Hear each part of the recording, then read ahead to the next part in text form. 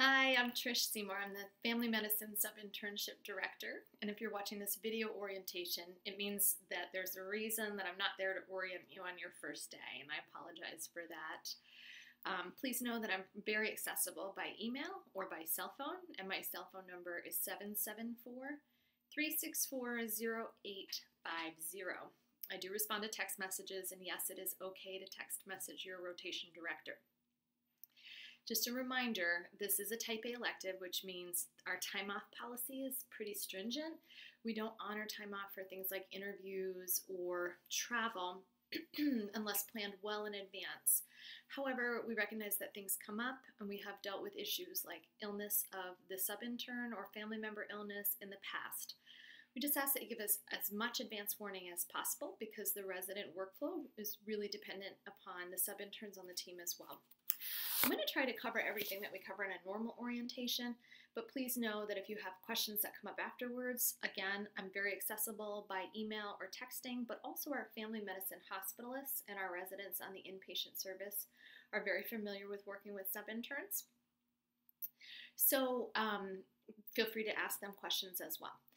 Let's talk a little bit about schedules. You were emailed a schedule. If there's any conflicts or issues with the schedule, I need to know about it as soon as possible. In terms of day-to-day schedule, this is the orientation for the family medicine inpatient service. There are several tracks for the family medicine sub-internship, and the track this orientation is geared towards is the inpatient service where you are embedded in the resident team and you are functioning like an intern. So the day-to-day schedule is as follows. There's two teams that are comprised of a senior resident and an intern. When there's a sub-intern on the team, that's an additional team member. Two teams are on during the day, one resident or one team of residents is on in the evening. You are expected as a team to care for 6 to 8 patients in a day, and that is usually 2 to 3 patients are yours. Towards the end of the month, we hope that that number is closer to 4 to 5 if you are comfortable with that and able to handle that sort of workload.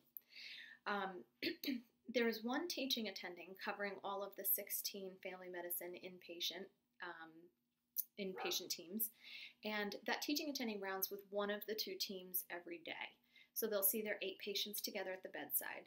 As the sub-intern, your patients that are assigned to you, you should have pre-rounded on. That doesn't mean you need to go see them, but you should have collected their vitals, their labs, any relevant diagnostic testing, anything that happened overnight. You should have looked at the nursing notes, things like CWA scores, so that you have that available when you are rounding with the attending.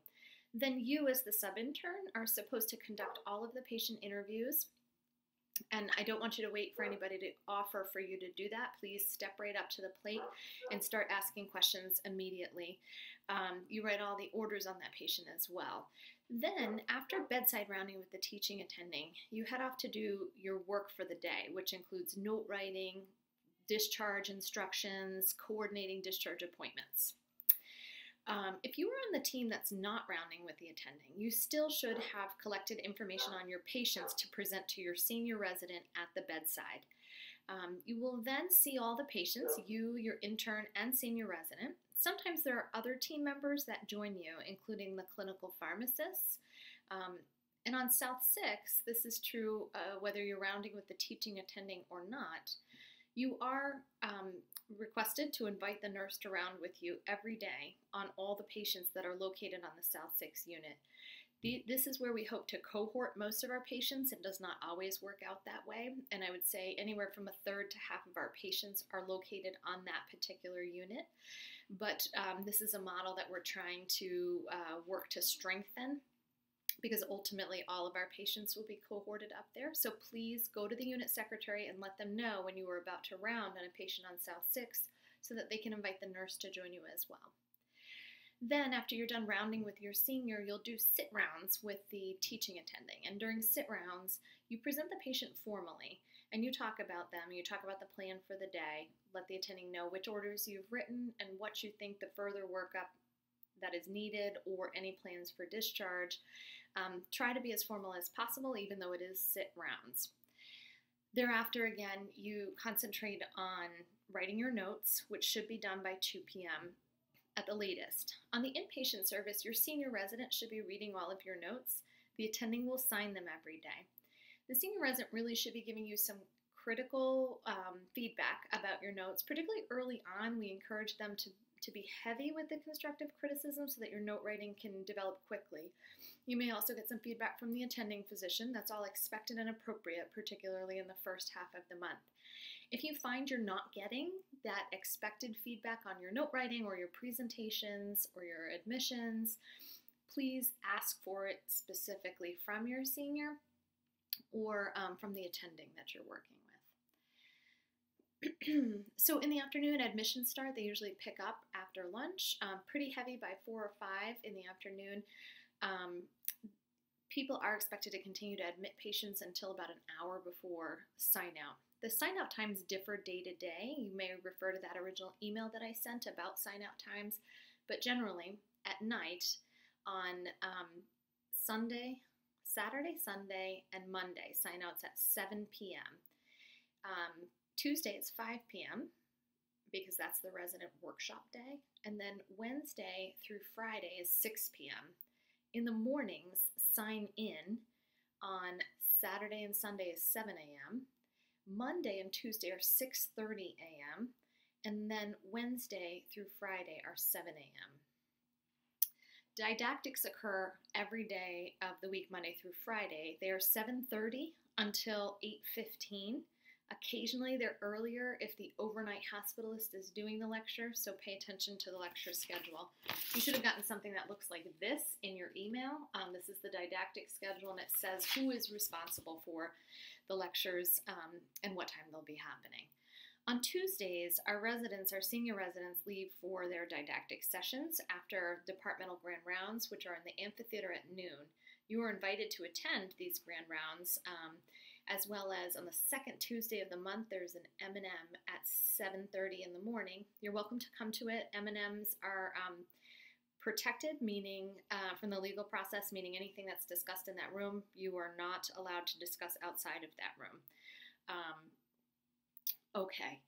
You will do some overnights with your senior resident, and you are expected to carry the triage pager on those overnights. At least one of the triage pagers. There are 2 triage pagers for each of the daytime teams, 4061 and 4064.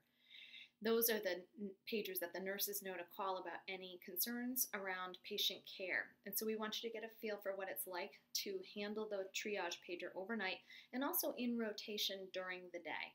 So discuss with the interns on the service and other sub-interns, if there are any, who is going to handle which pagers for the day or the pager for your team for that day. There is a document written by a former SubI entitled Carrying the 4061 that talks about some common cross-cover type of calls and some initial management or workup. Obviously, SubIs are limited in what they can do because they can't write orders. We understand that, but we still want you to start thinking through that process so next year when you're an intern, you feel really prepared to handle that kind of cross-coverage stuff. In the afternoons, Tuesday, as I said, that residents often leave for their didactic time, which is protected, which is between 1 and 5. Everybody is supposed to return for sign out to the night team. 2 other afternoons a week, your senior will still leave for clinic, and so you'll be working with a cross-covering resident. So there's often a midday sign out, which we want you to attend. Your cross-cover resident becomes your only senior resident in the afternoon, and so you'll get to know lots of residents very well. And they'll be the ones helping you work through admissions for your team. In terms of note writing, just want to be clear that sub-intern notes are not standalone notes, which means every time you write a history and physical or every time you write a progress note, a resident must write another note in addition to yours for billing purposes.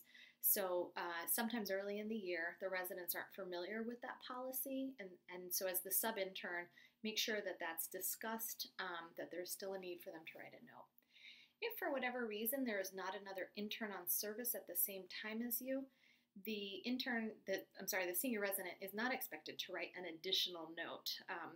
The attending can write their own note for that patient, but that needs to be discussed with the attending and the senior deliberately. Okay, we do expect you to carry 2 to 4 patients a day, 2 at the beginning of the month, 4 to 5 at the end of the month if you're comfortable with that. We do expect you to make follow-up appointments, PCP emails, discharge planning, patient education.